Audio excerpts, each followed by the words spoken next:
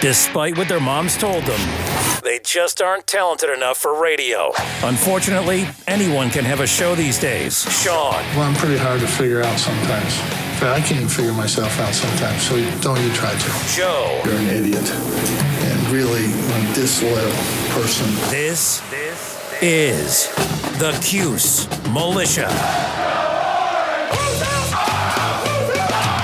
Now, those two unapologetically biased orange-blooded homers, Sean and Joe. It's the most bullshit thing I've seen in 30 years. Welcome, Orange men and ladies. Happy Wednesday. This is the Cuse Militia with Sean and Joe. At Cuse Militia on the socials. Go there, join the militia. The Orange, they're on the struggle bus. They're riding that thing all the way into South Bend after falling apart in the second half against Illinois last night, 73-44. You'll hear from us, and we'll hear from you in fan feedback live on the Spotify app and on YouTube. And as I mentioned, Syracuse will face Notre Dame this Saturday at noon. We'll let you know what we think about that. But first, there's obviously some trickling football news that's happened since we were last down. First, we should mention that I think the bowl game gets announced on Sunday. So we'll find out. And Syracuse did put a bid in to not be in the Fenway Bowl. Fenway Bowl, yeah. They did that before they were even bowl eligible. Mm-hmm. So not big fans of going to Boston. So good call. Boston.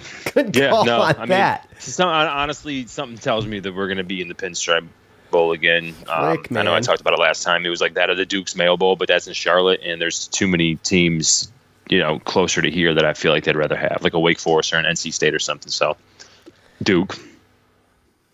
Stupid. So anyways, we will look forward to that news this Sunday, and we'll be on Sunday, so maybe we'll know by then, because Syracuse plays Saturday. So, so transfer portal news. Couple receivers. We talked about Anthony Quealy, Courtney Jackson. He announced day before yesterday, I believe. And so Syracuse is going to be a little hurting for some receivers. And it's not anything we haven't dealt with before. So it's a good opportunity. I feel like it's a good opportunity for someone in the transfer portal to look at Syracuse, give someone that's decent to give Syracuse a serious look. And 100%. And just be like, look, I can be the number 2 there. Or maybe I can be the number 1. Arande Gadsden, first team All-ACC. Going to be tough to do that. But, hey, all the slots are up for grabs at all times. And not for anything, it's an opportunity to play.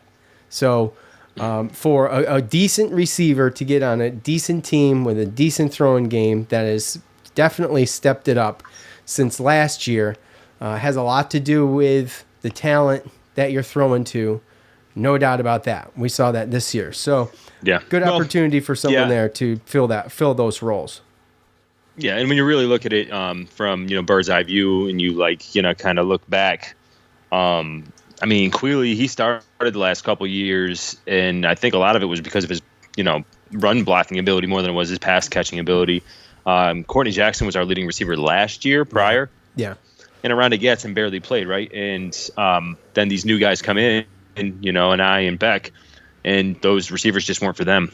So realistically, Courtney Jackson had 15 catches, 201 yards, and really even at the end of the year, you had, players like Trevor Pena and DeMarcus Adams and Alfred, stepping up more than he has. So I don't think they're really bad losses. And when you really look at it, we lose. No, not utilized that much this year. We got by with no, and we lose Devon Cooper. But people have to remember we're still going to have OG Arande Gadsden comes back, Damian Alford, Trevor Pena, DeMarcus Adams. He started stepping up a little bit later in the year. He's going to be back. Isaiah Jones, he was a starter and he got hurt early. He's going to be back. That's true. Don't forget.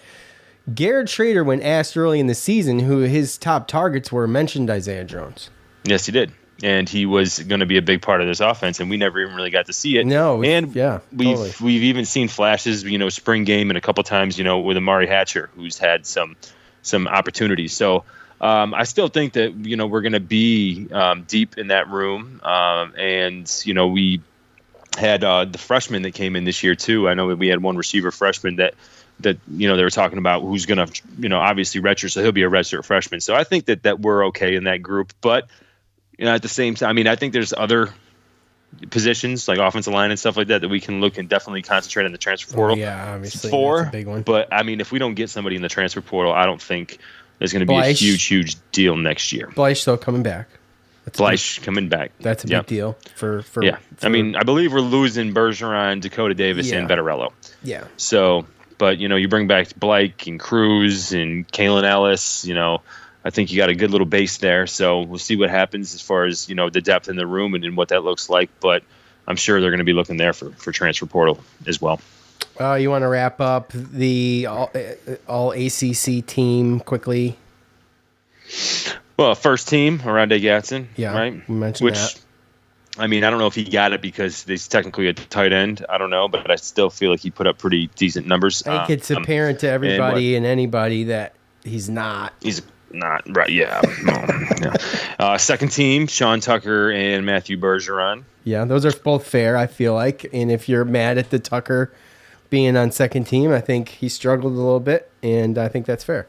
And just go look at Abanikanda and what he did, because I'm sure he's first teamer. We don't have to look far for that. No, I'm pretty sure he's the guy there, and he missed a game or two or a game and a half or something like that. Third team, Mikael Jones, which I think just kind of goes to how talented the linebackers are in this conference. And then honorable mention. That's a huge show to the talent, I believe, because Mikael is an animal, and that's a huge show to the talent in the ACC as far as linebackers go. Yep. And honorable mention, Marlo Wax, Deuce Chestnut, Garrett Williams, and Jihad Carter, who had a great year. So Jihad came on a little late towards the end of the season, and he had 3 interceptions in 3 games. He's stepped up tremendously due through some of the injuries and things that we had. And, Garrett Williams would definitely be on there. Lost him kind of early when you really think about it. So, Oh, yeah. It's good to even get an honorable mention. You played, what, 7 games, 6 games? Something like that, I think it might even be 5. I think we won against NC State without him. Did he get hurt at Clemson? Okay. All right, well, fair enough. He played half the season then pretty much. So yeah, okay. So I mean, Jihad, he had 3 interceptions. He had a fumble for a touchdown in that Clemson game, and that's right. Personally, first quarter against Boston College, he should have had an easy pick 6 and dropped him. But nonetheless, he was injured the last couple of games, and I'm excited to see his progression into next year. He's going to be a beast. Absolutely, something to look forward to there. And we'll probably be back Sunday with some more news about that. Okay, the quickest. I think this is the fastest. Wasn't even 4 minutes. Fastest. The presser was dull, but quick, and as it should have been, whatever. There you go. You got it. I'll get there eventually, Joe. I know. Because of the game. And we all saw the game. I expect it. If you didn't, you watched highlights or whatever. But anyway, without further ado, let's hear what Coach had to say following the loss. Our defense kept us in there in the first half. Offensively, Illinois is a tremendous defensive team, and we couldn't really get nothing going on the offensive end. You can play defense for so long. Sooner or later, it's going to break down, and second half, it did. We've got some young guys that are trying to figure out what they have to do, and they didn't figure it out very well tonight. So we got a lesson. Questions? Questions? Right here in the back on the right, in the middle on the right. Yeah, I mean, Joe certainly wasn't your only problem today, Jim. But can you just talk about Joe's? He's just not playing well, and he's not really stepping up to do other things besides shooting. He's not doing the other things, so that's a problem. Do you worry about his confidence at this point? He's a senior. If he has no confidence now, then he shouldn't be playing. Judah got the driving lanes he needs to get and didn't finish. And, he's important to us. If he's going to do that, 3 for 16. We're struggling offense, but it was a offensive struggle, and Benny's a good kid. He got frustrated and he played terribly, and it was nothing to do with any calls or anything. And you can't lose your temper at the end. Like, that's just childish and immature, and he's a sophomore. You can't do that. It's unfortunate that he would do that, because he's really a quiet kid, doesn't do much. But it's frustration. He couldn't play the other night. He was sick and couldn't get anything tonight going, and he got frustrated. But you need to understand, that's no excuse. All right, Joe, so start at the top here. Defensively, it looked pretty decent in the first half. I was actually really surprised by that. A lot of missed shots by both teams to start the game. Syracuse was keeping up. They actually looked pretty decent. They quieted the crowd a couple times with some answers at the other end when things did start to heat up. However, in the second half, it was going to go one of two ways, and we kind of saw pretty quick which one of those two ways it was going to end up being. So with that said, there was a lot of young guys on the court a lot of the game. When you factor in some of the Jesse Edwards intermittent foul issues and that he's still battling, and Joe being as flat as that presser, there's obviously a grace period, I think, for a team this young, but it's tough to watch, man. And it was a struggle. And especially when the leaders of the team aren't on the court to do the actual leading and they're watching from the bench, it's just tough. But to just put into perspective, I think, just perusing some of the fan feedback, I think it's fair to say, if I'm going to look at something as a silver lining, it's the first half defense. It broke down, but it broke down out of immaturity and frustration and just kind of almost an implosion. And it has a lot to do with experience. But when you look at Illinois, ranked 16th, I mean, this is obviously a tournament team. It's a quad one game. Just to put it into perspective, I just didn't expect much more. I was pretty pleasantly surprised in the first half, Joe, but I didn't expect them to go out and shock the world and pull off a win here. But hard to watch nonetheless, and where criticism is garnered, it should be, and we'll talk about that. But I mean, just your overall thoughts on Coach's opening statement as far as the game flow went. The game flow, we held them to percentages way below what they've been shooting, even for the game as a whole. Yeah, even for the game as a whole, it was just way too many turnovers. And like you said, I mean, you start trying to go out there and make 7-point shots. It doesn't work like that.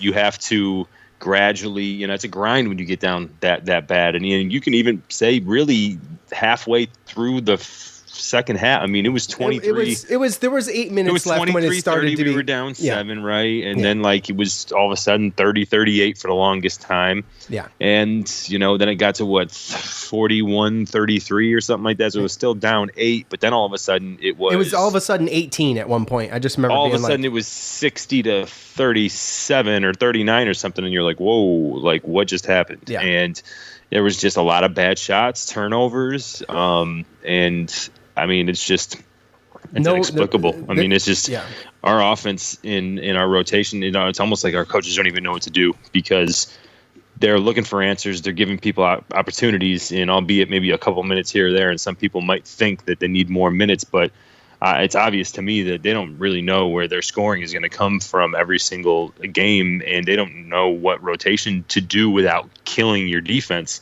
And realistically, too, I mean, they got to find a different way to get the ball to Jesse, because I really don't think – I think his best trait is, as far as offensively, is getting rebounds and putbacks around the rim and catching alley-oops. I mean, I don't know if the solution here is to try to post him up, because, I mean, to be honest with you, these big guys are still stronger than him, and they're keeping him out of spaces, right? So – he's not the greatest of, I'm going to catch the ball with the back to the basket and make a move and get to a position to score. You see that he struggled at a lot. So yeah, we got Jesse to find different ways. Jesse doing a fantastic job on the boards again. 17. Yep.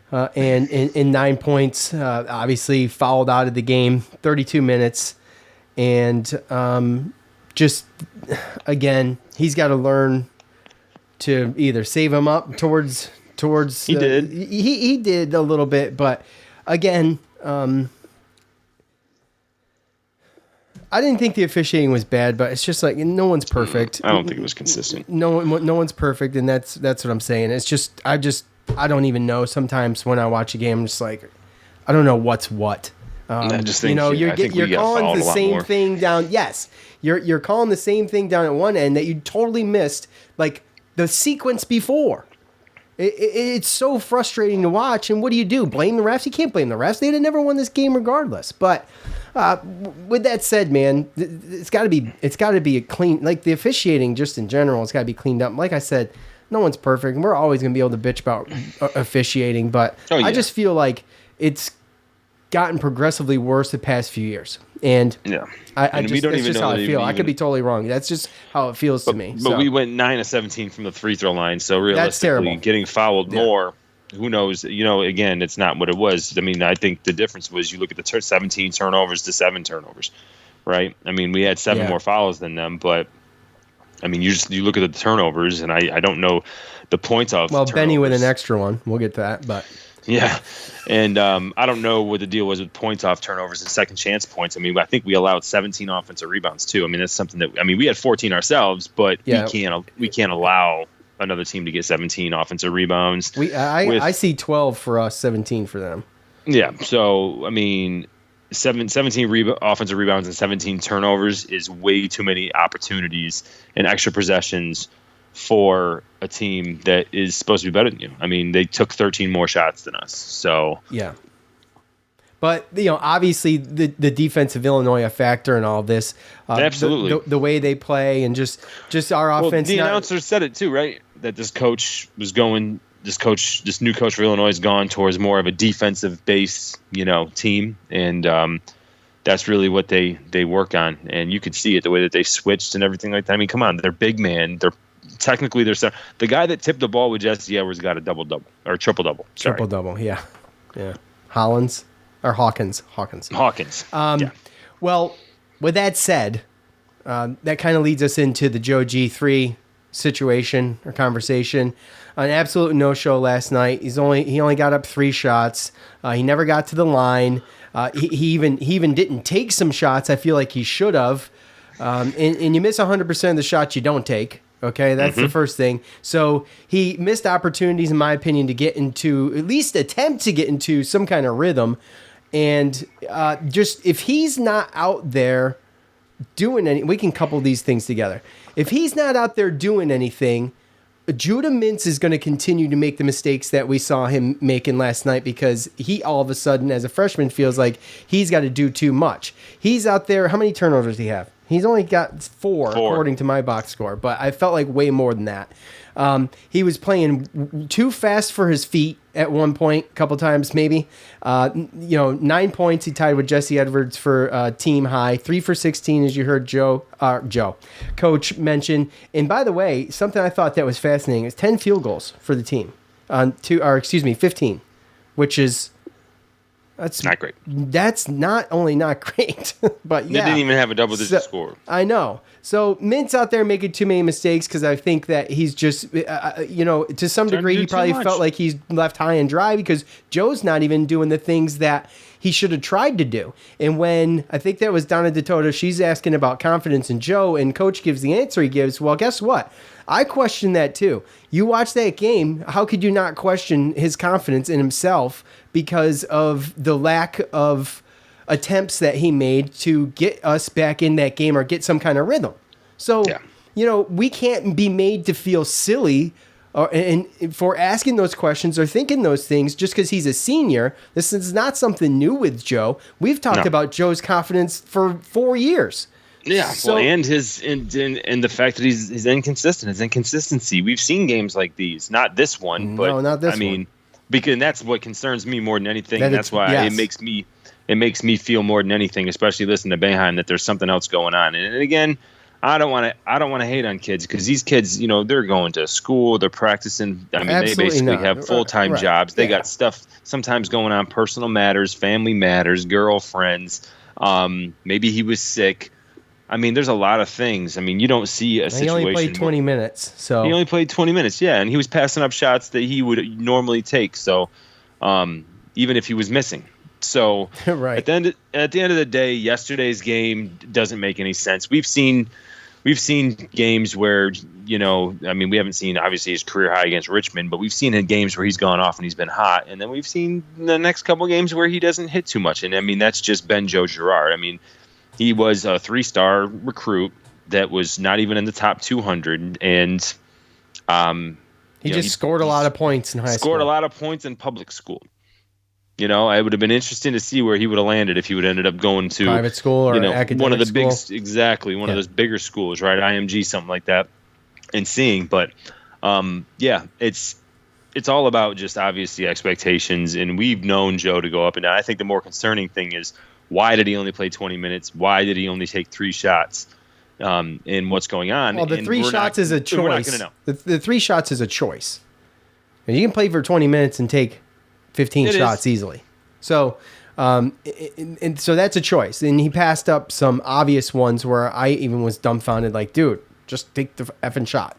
But that's also in a situation where we needed points. No one else was hitting anything, and Well, that's where I question confidence, though, Joe. That's where I question confidence. If it is the confidence thing, after this long, after you get to your 4th year and you're just going to just drain all your confidence, then that's not a good sign. And I think that we'll be seeing a lot more Samir Torrance with Judah Mintz playing the shooting guard.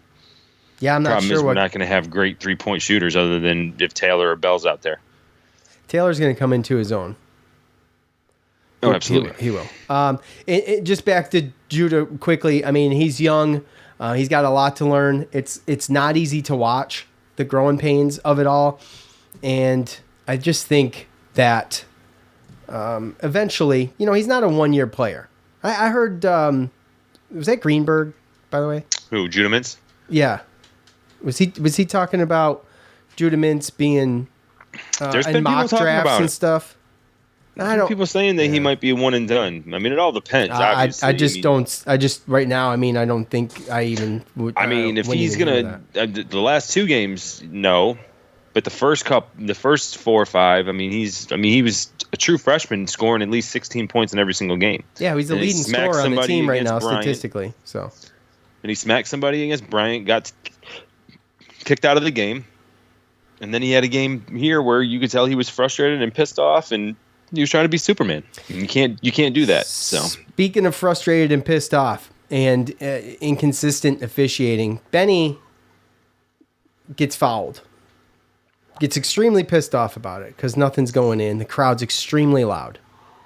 And he voices frustrations. You see the tail end of it a little bit, and then they don't show anything else. But he was double-teched, and he gets 6 fouls in a game. And I think that's not for anything. We can at least laugh at that, right? No, so he would have fouled out of an NBA game. So, someone who we've mentioned last year, especially how kind of quiet and humble he is, and you just don't see that from him, which just goes to show like you can't let things unravel, and we can laugh about it, but you've got to be able to keep the guys like Benny like in a tight ball. They can't unravel, and or else all hell's going to break loose. And then what? So on the coaching end of things, I get the frustration of the players and stuff, but on the coaching end of things, there needs to be a like Coach Babers would say, it needs to be a kumbaya. Okay. Oh yeah. And they need to get on the same page with some of this stuff. When you look at the last 2 games and the frustration these young guys have been expressing while they're losing or in tough games, there has to be a kumbaya.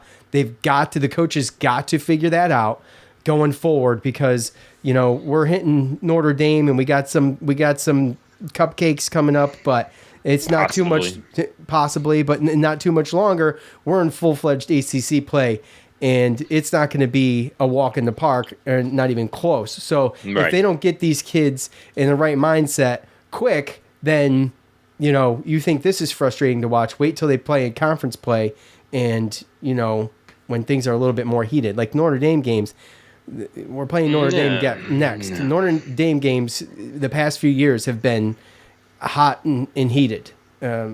So, it'd be best to bring that level down. Well, I don't think they have coming that. into this game. I don't think they have. Well, Prentice Hub is gone. And then, yes. Yeah. So I mean, I mean, look, I think a lot of last night was an experience, right? A lot of Bryant was an experience, but because of the talent level, we stuck in there, we fought through adversity, and Justin Taylor had a game, and put us in a position to have a chance to win that game.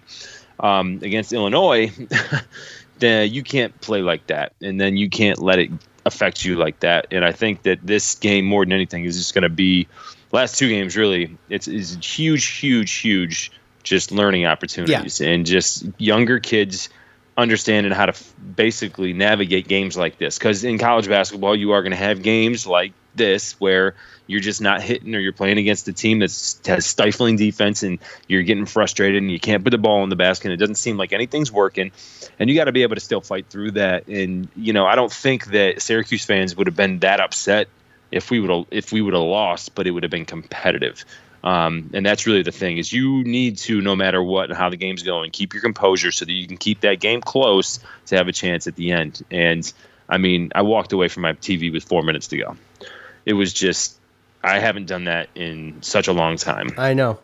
I wanted to. I was in bed. I was pretty pissed off. But you've got to know a couple things, and that's this for the young guys.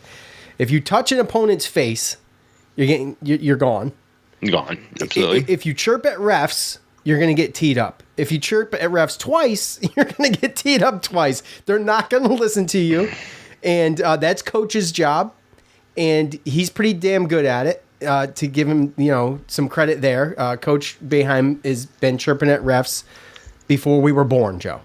Oh, yeah. So let him do his job. It's not the player's job to chirp at refs. And, just if we can clean up some of the boneheadedness of these young guys, then that's your starting point. So unfortunately, with that said, that I don't know I feel like it's a little bit of a mess, and I feel like you need to do one of those Lombardi talks. It just seems like some of those guys seem overwhelmed sometimes. A lot of standing around on offense, and Judah Mintz. I mean, you're not. Well, you got a couple. You got senior, or you got leadership on the team that's not leading.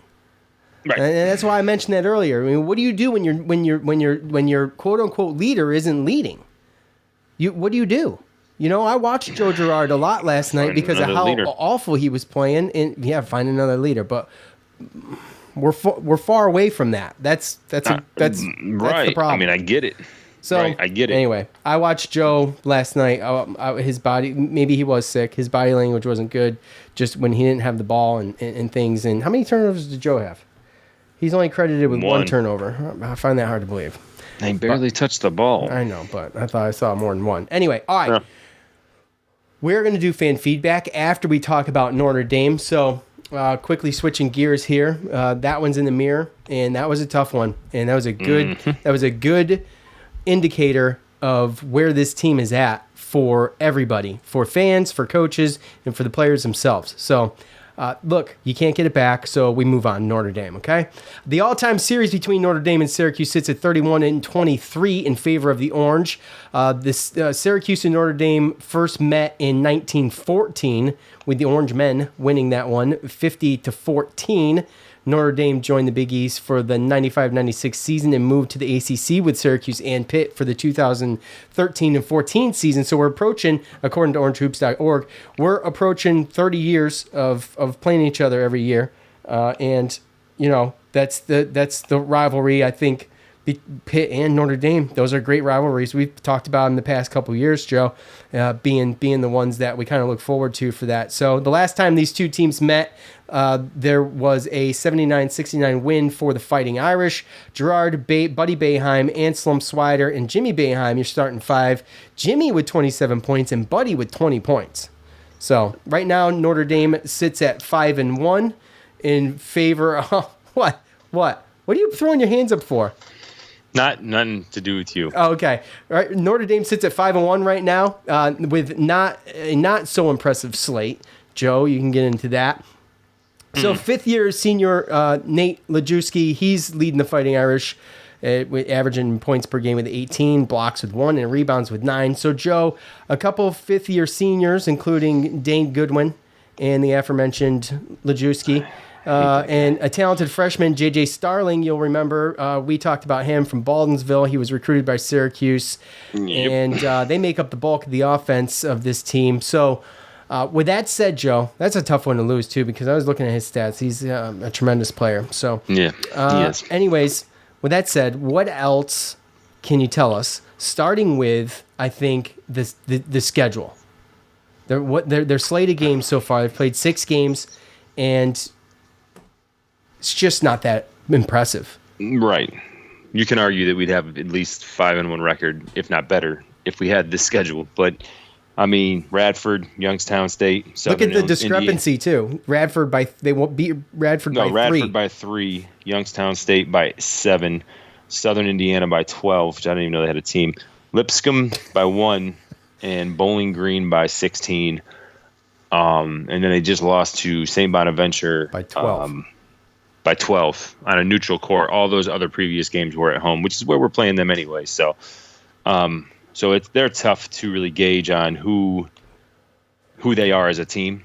But when you look at their roster and you look at the minutes played, even with the teams that they played against, they only have 6 players that average over 10 minutes. Well, they have 6 players that average over 19 minutes. Then they don't have another player that averages over 2.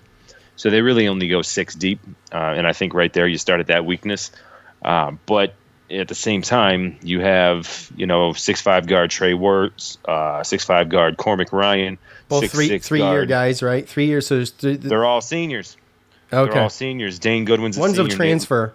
Nate Lajewski. Who? Nate Lajewski. Wirtz. He's a transfer, right? From somewhere. I think it's his 5th year in college, but it's his 5th year, but I think he's a transfer from South Carolina. Is that South Carolina? Santa Clara. Sorry. It said SC, so I didn't know.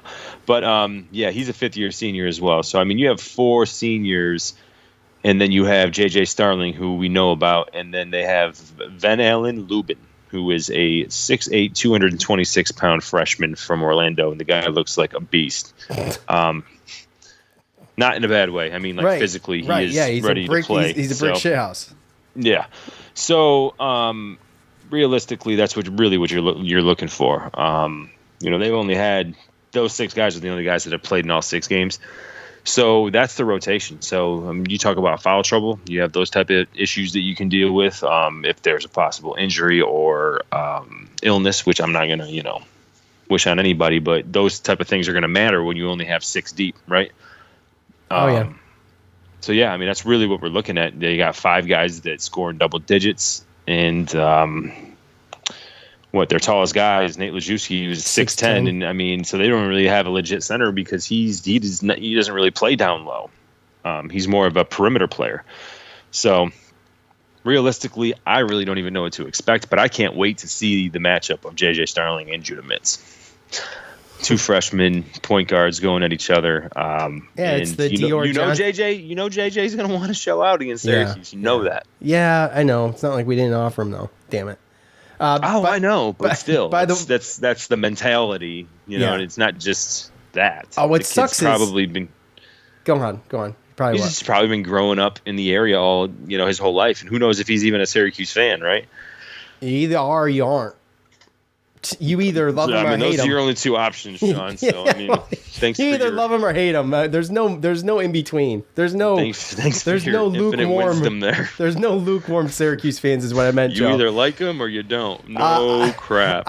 They play tonight. By the time most of you hear us talking, this game will have been over against number 20 Michigan State, and so that should tell us a little bit more. Yeah, I mean, it's But by the way, if you didn't know that was on and it's still a day late, go watch the condensed game on YouTube just to get an idea. You can see Notre Dame. I haven't seen Notre Dame this year, so I haven't either. So with that said, I know they got I'll be checking 4 players that know how to play against our zone. So right.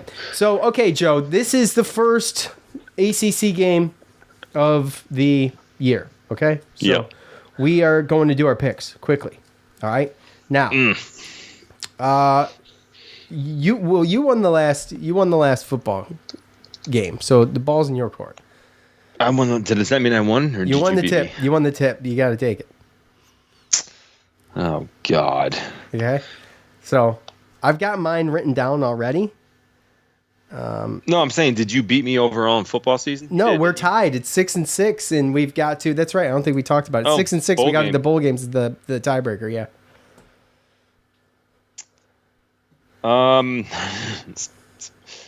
Okay, so I guess I will start. That's what I was telling you. Yep. Yeah.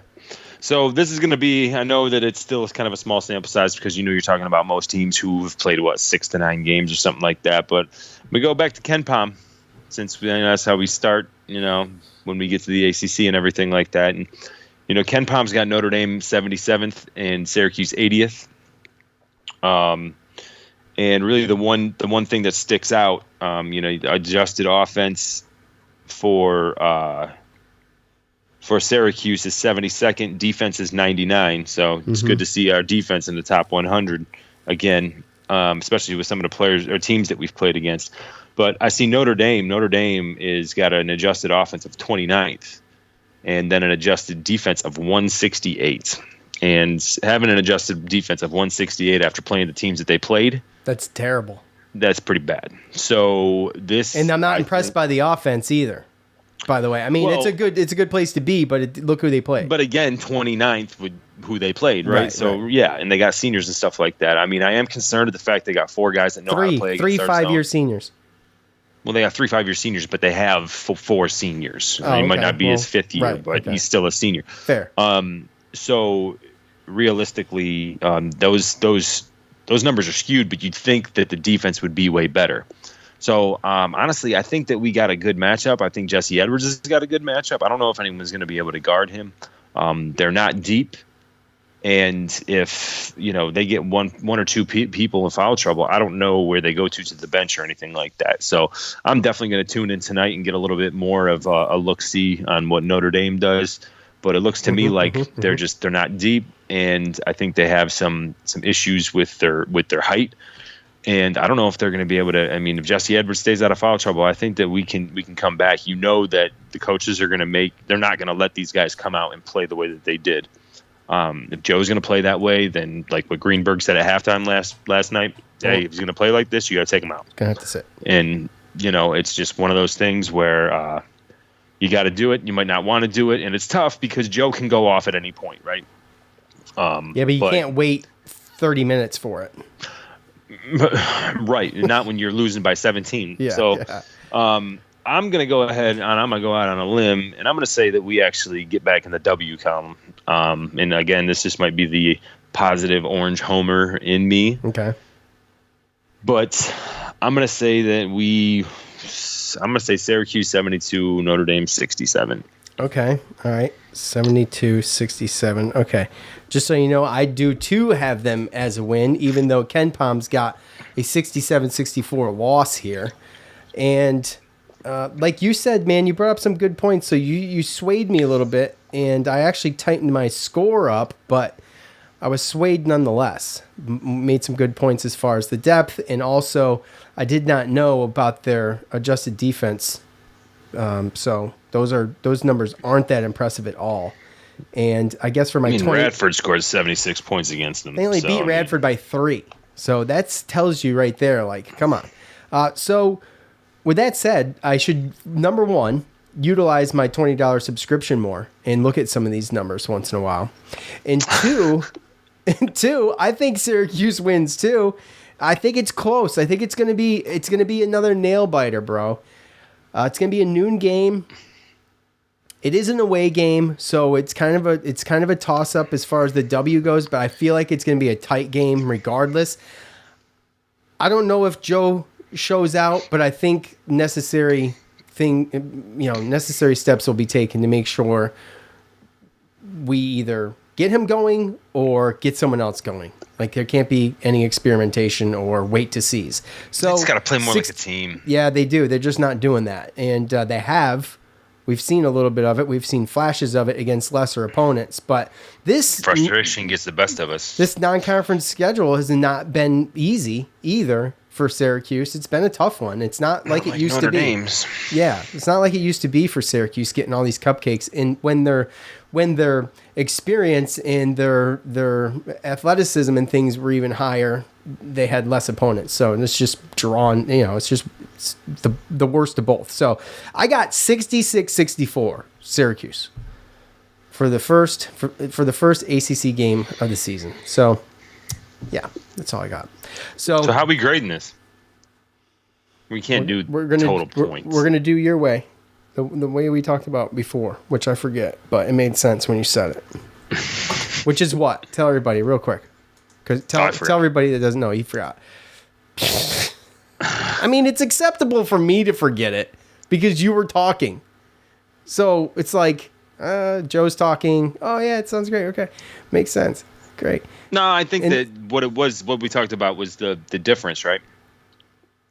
A difference in each team is still the difference of adding. By the way. No, the difference of, so I have Syracuse winning by 5. Oh, I got you. So I'm winning by 2. If they win by 3, then I'm 2 points away, you're 1 point away. So right. You'd win. I got you. Okay. All right. So the discrepancy in the amount of win or loss. We got to figure out something. Yeah, we got to figure out something better than adding up the points and shooting from the hip. So anyways, we will. But those are the scores. And, it wasn't great. I perused the fan feedback a little bit. And I guess we'll just have to suffer through it. So it's time to hear from you.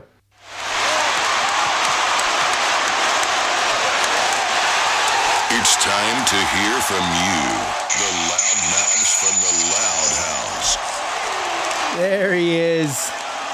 All right, you guys know what to do at the end of every show. I thought I gave Joe plenty of time. At the end of every show, we ask for, at the end of every game. See what you do, Joe? I've done that before, screwing around with you. At the end of every game, we ask for your thoughts on that game. And then you leave them. Then we talk about them here. Okay? So, with that said, let's start on Twitter. Okay? And at Cuse 1987 says, Joe Girard benefited from Buddy more than we will ever admit. Now, Joe, this was the best point I saw that I could remember as far as just making a simple point.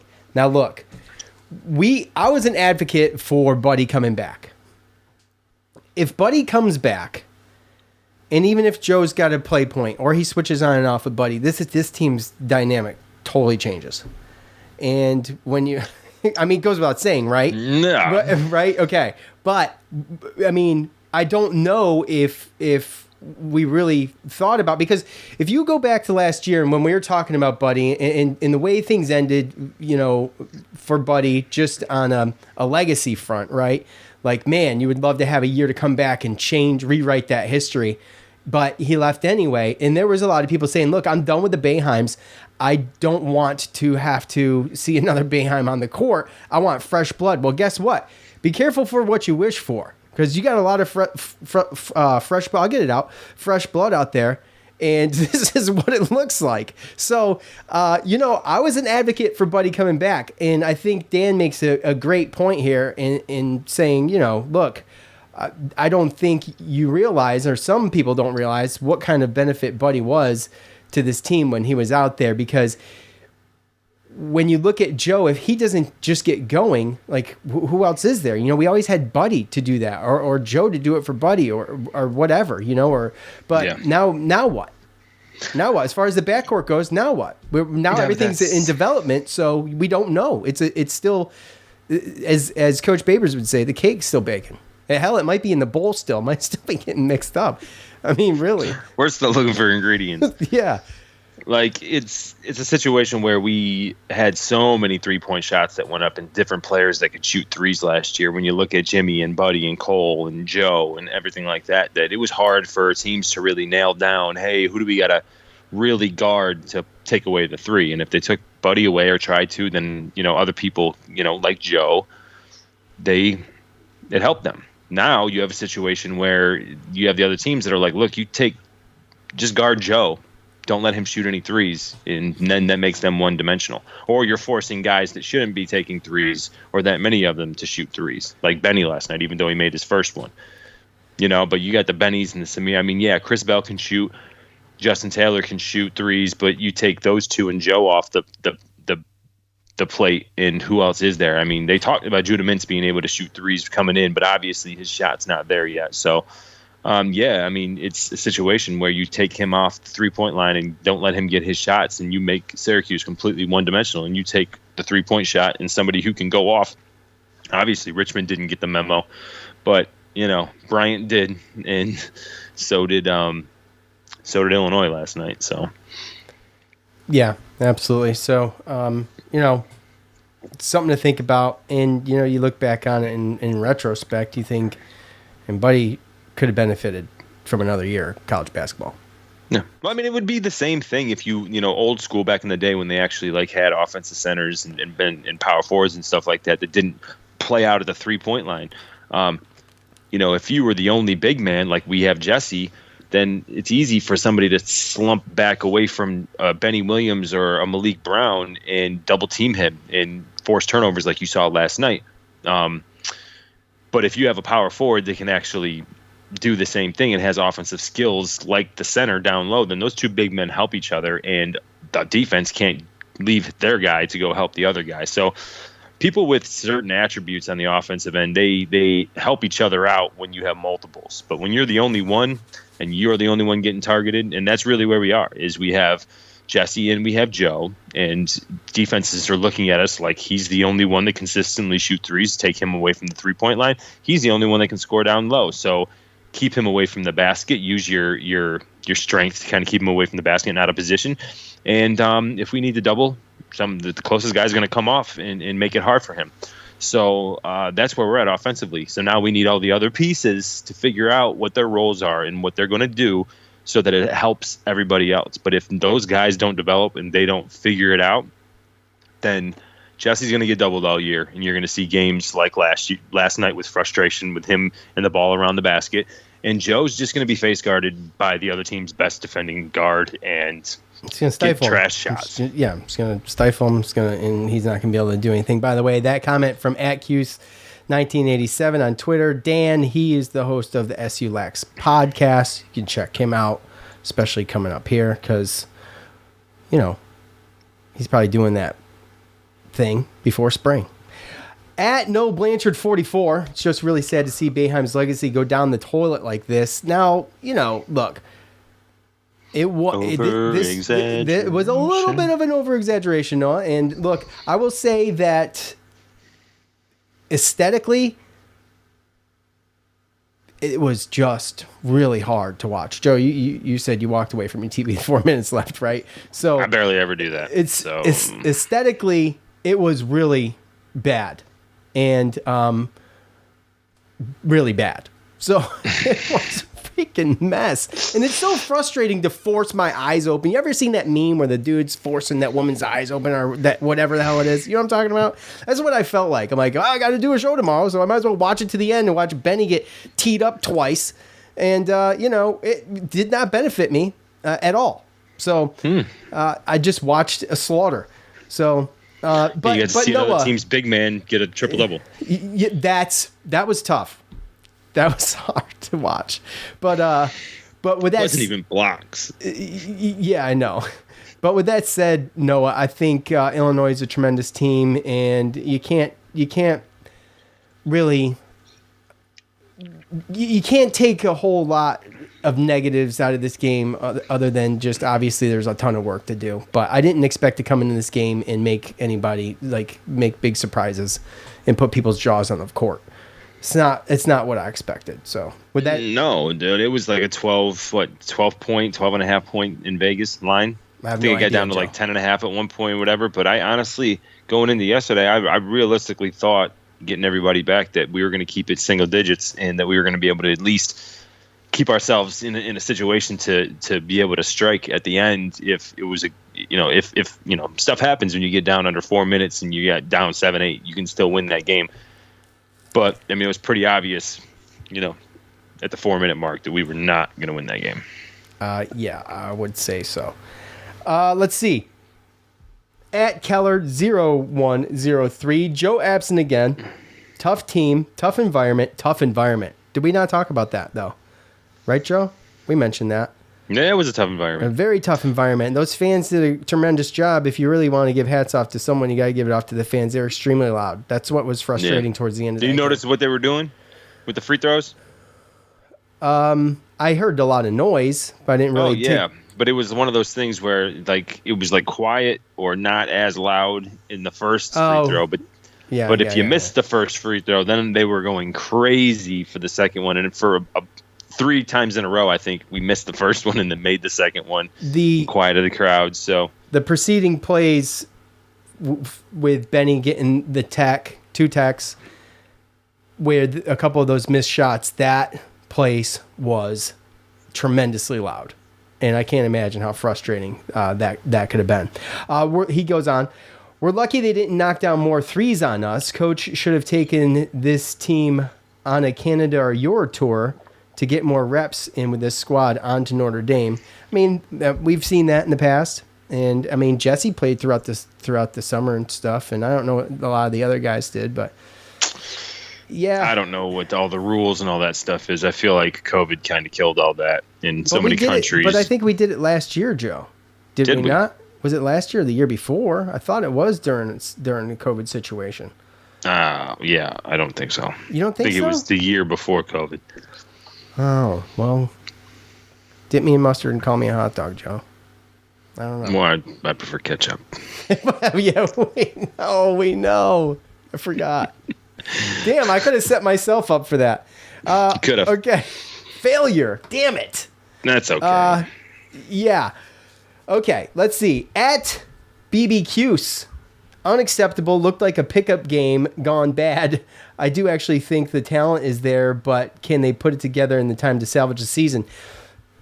Yes, I thought, like we mentioned on the front end with the defense, I thought held strong. But you heard Greenberg. I mean, he said it. You know that this defense is not going to last. They're just going to get worn down. Coach mentioned it after the game, and it's apparent that unless you get some scoring in there and some momentum, it's just not going to be. It's not going to be pretty. So.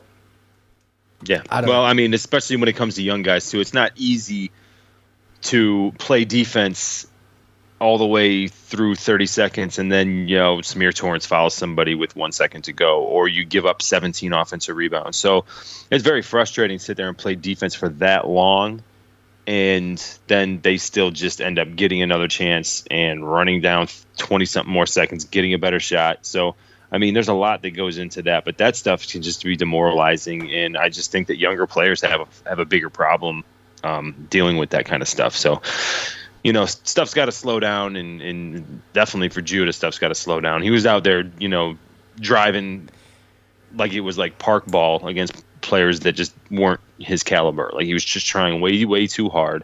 There's a lot of dribbling into traffic and just elementary things that you just don't do at this level. You can't get exactly. You can get away with it in high school, not here. Yeah. Let's take another one from Twitter here, and there's a lot of this. Let's just call him Evan. Evan on Twitter. You can see it if you're watching on YouTube. Okay. JG3 has scored 9 points over the last 3 games. Yes, that's very bad. Benny is horrible. Illinois attempted 35 more baskets than us. Jim Boeheim needs to retire. So glad he's going to give the next head coach a dumpster fire. So Joe, let me play devil's advocate for you here. And when you look at this team and you see what they've done so far this season, sitting at 4-3, not a great start. We're not used to this starting 3-4. Yes, 3-4. Sorry. Sitting at 3-4, not used to this, not great. And so sure we are. It's getting there. But, under 500 last year. Right. But this sentiment doesn't go away unless there's tremendous wins. In fact, the people who really don't like Jim Boeheim at all will always continue to root for him to be gone anyway. So, with that said, I feel like it's like not even an argument that I want to have anymore, and I'm going to probably not be mentioning too many more of these comments on the show because it's just redundant. But it's early in the season, so I guess what I'm asking you, if you had to play devil's advocate to a comment like that, what would you say? How do you justify people saying at this point, like, he just needs to retire? This is proof. Last year was terrible. This year looks even worse. I mean, I do agree with last year. I mean, they could have been way better. But you have 6 freshmen in a transfer. And we've talked about certain stuff. I mean, Joe and Jesse, they're good, but they're not like they weren't the guys that made it happen last year, right? Jesse was hurt for a little while, and Joe was. I mean, he scored points. He's the point guard, but he wasn't the guy, right? And I just don't know how you replace that with certain people that are on this team. So it's I feel like he's having a difficult time figuring out who's who, because I feel like it's like a lot of players are Jekyll and Hyde from game to game, and you don't really even know who to start, and coaches are confused, it seems like, a little bit. I mean, probably more frustrated than confused, because they probably see stuff in practice and then they see something that's not in the game. And right. I think that we're just getting to a point here where, in the non-conference, which is usually what happens, and I don't know when in time of college basketball did we start just making our non-conference as difficult as it is. I mean, for some reason, I feel like we always had just easy mid-major, warm-up games. We'd lose the occasional Cleveland State or, something like that. But, we usually set ourselves up to be 11-2, 10-3 after the non-conference. And those type of things just aren't happening. I think part of that is some of the competition, the type of teams that we're playing earlier in the year. I mean, there wasn't a Big East ACC, whatever every single year, where now you got in one of your non-conference games is a Power 5 team. So I just think that things have changed since they got into the ACC, and I think that recruiting and everything has changed. The times have changed, and I honestly think that there's just recruits out there that don't want to deal with how he coaches. If you want to use that as an excuse to fire him, then that's just what it is. But I think it is really not a devil's advocate. I think that out there, I think that there's 2 types of fans. I think that there's fans that can't wait for him to go and get rid of the 2-3 zone and see something new and fresh. Well, there's fans that I know growing up that never liked him growing up, even when we were, we started right. 15-0 or right. 20-2. You know what I'm saying? So that's just. But the thing, my question is this: is that are those fans the type of fans that it doesn't matter who the coach is or what defense or offense they're running, as long as they win, right? Like, they'd be saying the same thing to a coach that started off 3-4. If it was the next guy, they'd be saying the same thing. If it was Jerry McNamara, they'd be dogging him, right? Like, yeah. I mean, there's just two types of fans, especially when it comes to Syracuse basketball, and it's literally that Jim Boeheim built this thing, and he deserves to go when he wants. And the ones that say maybe never even liked him, but say, oh, he's definitely too old. He definitely needs to get out of there. He's stubborn. He's not changing with the times. And, there's some truth to that. There's some true. Things. Yeah, some of that's true. I mean, I understand those sentiments. I do. But I mean, I am on the side of that he's deserved to end it the way he wants. That's where I'm with you 100%. But I really, really wish that he would being a little bit more open-minded about yes, because the problem is that at the end of the day, these people talk, yes, in the 2-3 zone, yes, certain teams we play, it's good and this, but here lately, I mean, when he started this 2-3 zone thing, I don't think there wasn't even a 3-point line. So they just jammed it in. Coaches weren't happy when they had players shoot a 30-foot shot for 2 points. Right. So that's settling for, right. Garbage. So at the end of the day, that's what it was. Let's pack it in, not let anything close, make them shoot outside shots. And even if they make it, it's only a 2. Well, then the 3-point line comes. Okay. But there's not a lot of guys that practice it. Now every we're in Steph Curry's NBA. We're playing against college teams where they got big men that step out, and they have all 5 that can step out. Now, Sean, you're good at math. I think. Okay. Well, 2-3 zone, right? You know where our players are placed, right? And one of them is Jesse Edwards right in the middle, okay? Uh-huh. Yep. If you have a team that can all shoot three-pointers, then how do you guard that with a 2-3 zone without pulling out everybody and basically playing man anyway? So, I mean, it's a situation where the new basketball now, everyone wants to be Steph Curry. Everyone wants to shoot 35-foot jump shots, and everybody all the way up. It's evolved. It didn't used to be like that. Yeah. Again, it gets to and they're making them farther and farther out, so it doesn't matter. So now it's getting to a point where you stretch your 2-3 zone out so far that it's easy to make cuts and passes and all that stuff in the middle, and that's when you see a 6'10" guy in Illinois get a triple-double. So that's really where I'm at, is that, I mean, the 2-3 zone works for certain teams and in certain situations, but this whole 100% 2-3 zone thing, I don't know if I'm on board. I don't know if I'm on board anymore, man. Yeah, but I think we saw, well, the 1-3-1, I think that, like last year, there was a few times where that looked really good. So, you know, with that said, I mean, you got to mix it up. The 2-3 is really a hybrid anyway. Jim Boeheim's 2-3 is a hybrid anyway. So, it's definitely a hybrid, but you move the ball around enough and you get these smart teams that got all these shooters, then eventually you're going to get an open shot. And I think that we're just seeing that. Like, I mean, it's not a surprise anymore. And when you got more guys that can shoot outside, it just spreads it all up. Like, it's just not. It's something you got to go back and forth. You know, like Duke. Duke plays man, and then he's sprinkled in the Jim Boeheim 2-3 zone because, you know, it is effective, but it's effective in spurts.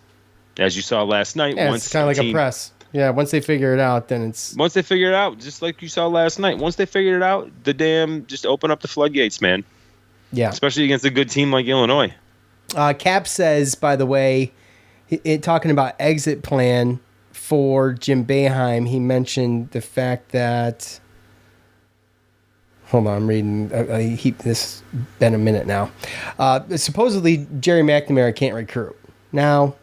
I thought he was responsible for Mintz, if I'm not mistaken, obviously. But, you know, I don't know if I believe any of the rumors or even humor them. And by the way, we don't know what the exit plan is.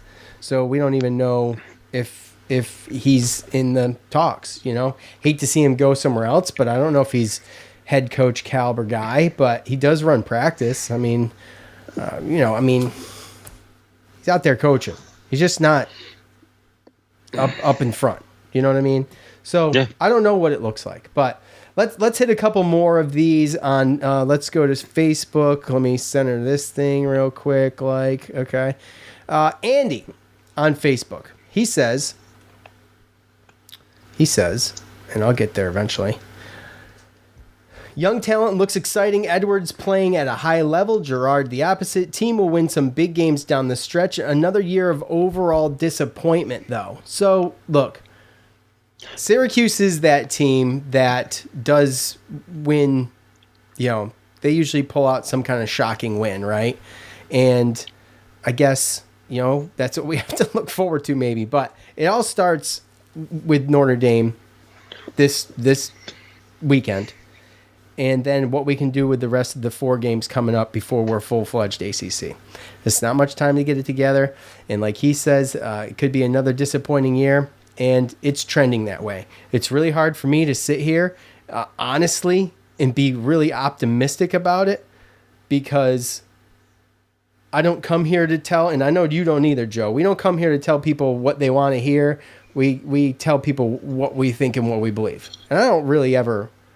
If I've got something super negative to say, I won't say it usually, but I'll keep my powder dry. But I don't look, it's trending that way. It's how it feels. You know, it sucks because here we are, you know, 7 games in and we're already talking about, well, this is going to be a disappointing year.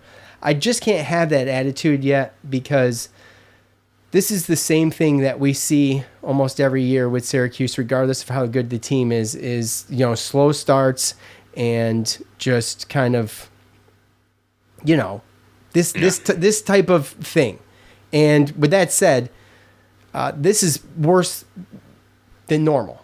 But I'm not there yet. I'm not there yet, but I get it. You know what I mean? Because of last year, too, especially, it's tough. Well, yeah, and it also goes against, I mean, Syracuse wasn't always, you'd get the Carmelo Anthony's every once in a while, and there was a certain point in time where, we did get better recruiting classes, right? But, I mean, we traditionally were getting recruiting classes and building our program up with juniors and seniors, and then sprinkling in some freshmen and sophomore that can help. And that's the college landscape now. And, I don't know if you look at last year's team and we were under 500 for the first time, then I don't know if Boeheim's lost as many people in 1 year and then had to get as many new people in 1 year ever. This many players. I don't know if he's ever had to deal with that. So there's a lot of things that he's trying to navigate that are completely different than when he started this thing.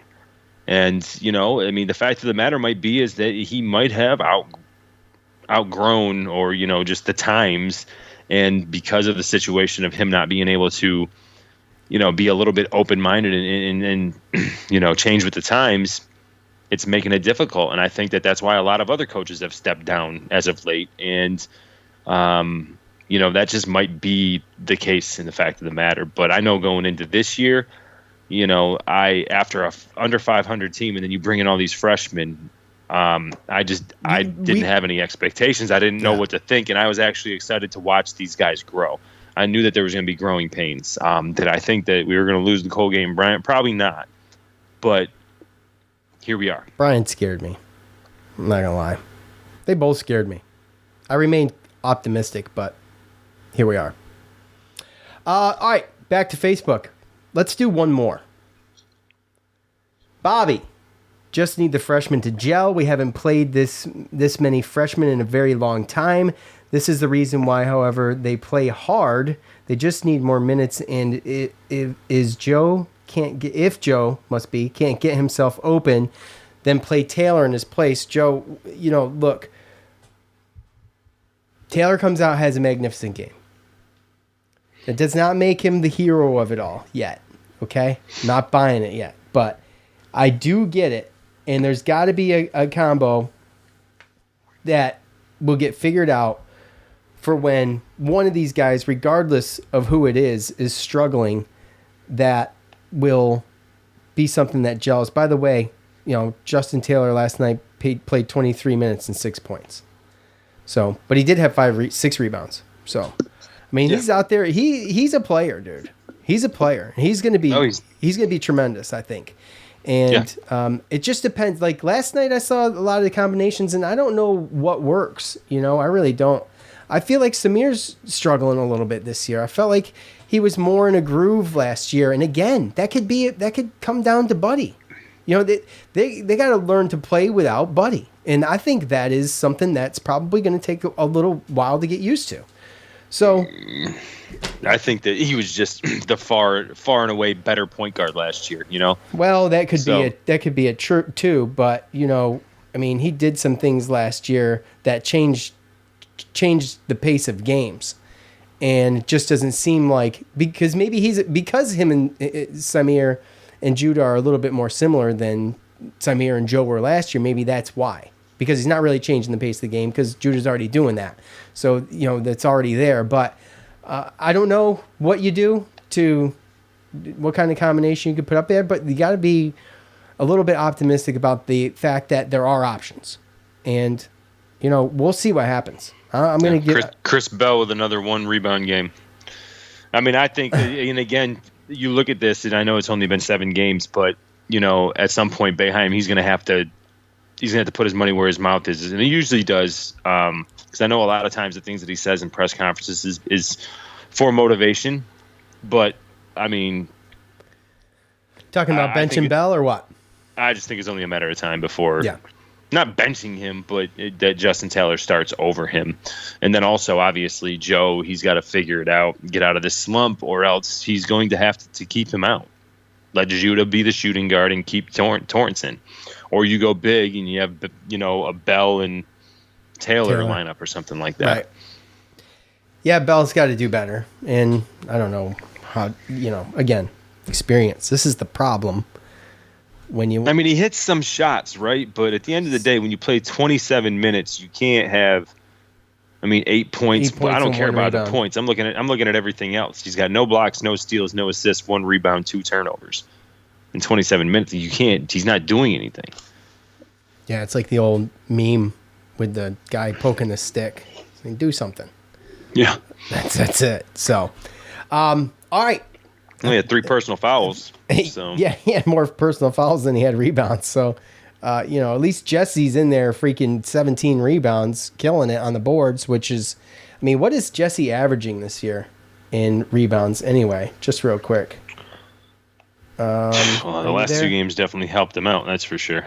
Yeah. 11. He's averaging 11, yep. So, he's averaging 11 and 14. 14 he's averaging points, a 11 double-double. rebounds. That's awesome. Yep. And that's what they're going to have to do against teams like Notre Dame, like you mentioned. Their tallest guy's 6'10". So. And their next tallest guy's 6'8", and their next tallest guy's 6'6", and then 3 guys that are like 6'5" or 6'4". So. Yeah. We'll see, but they don't have a lot of.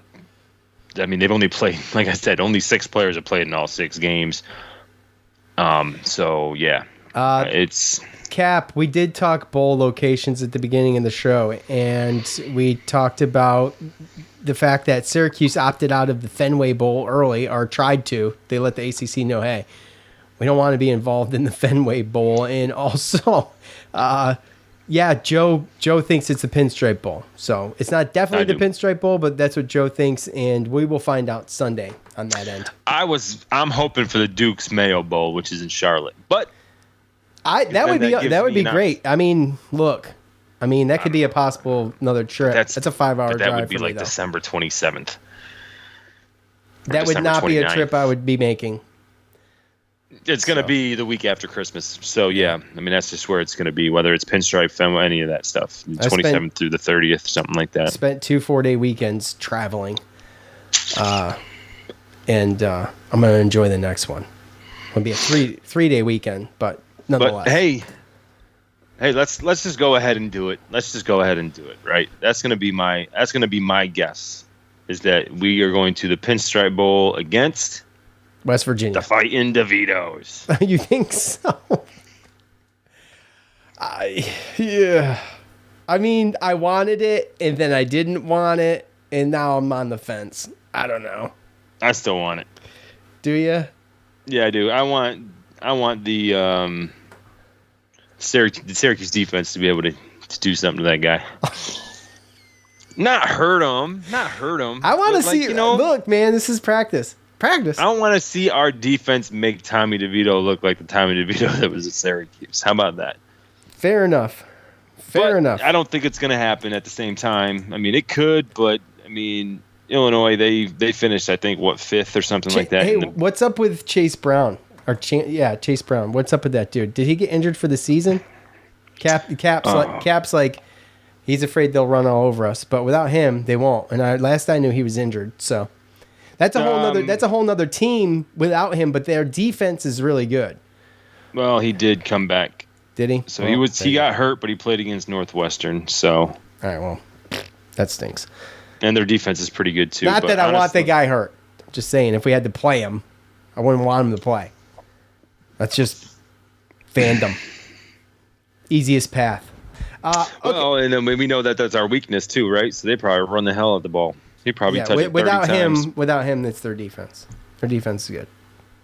Yeah, their defense is good too. It would definitely be a tough matchup. We might possibly even lose to them. But over under, Joe. How many games is the basketball team going to win? What are there? 31. How many games are they going to win?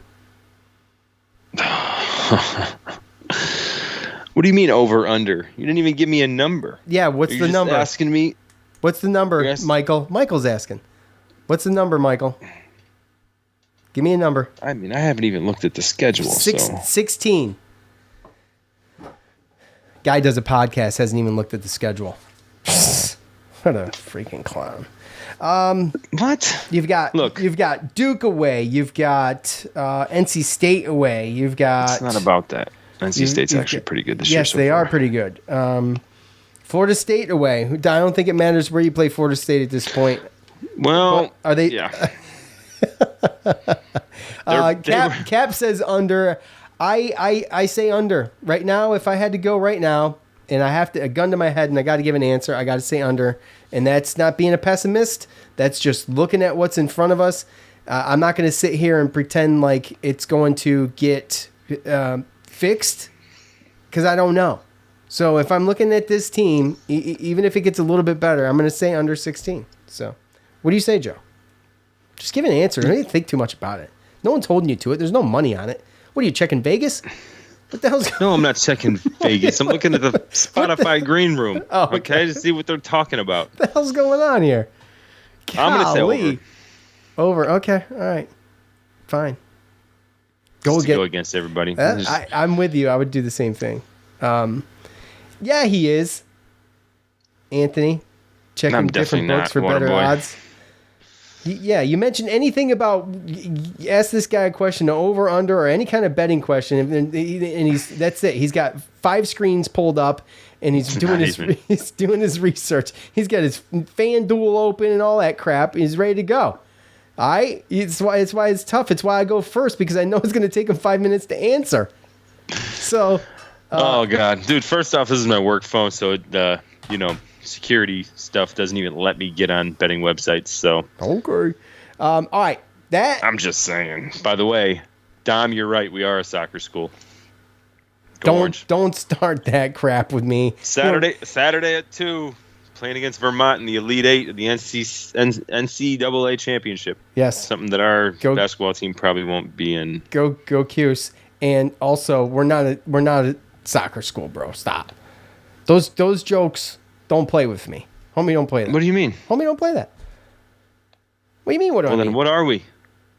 We're a football school. What do you mean? Cross-country school? We're a football school. We're a football school? Yes. Says who? Look at us. Me.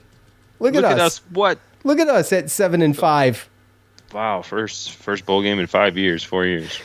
Look at us. Look at us go. Look at us go. All right. That is going to do it for us. We appreciate all of you for tuning in. If you could, and you listen on Apple iTunes, go there. Rate, review, subscribe. We appreciate all of you who already have. We don't do enough self-promotion, so need to do a little bit of that. For Joe, I'm Sean. We're out. Peace.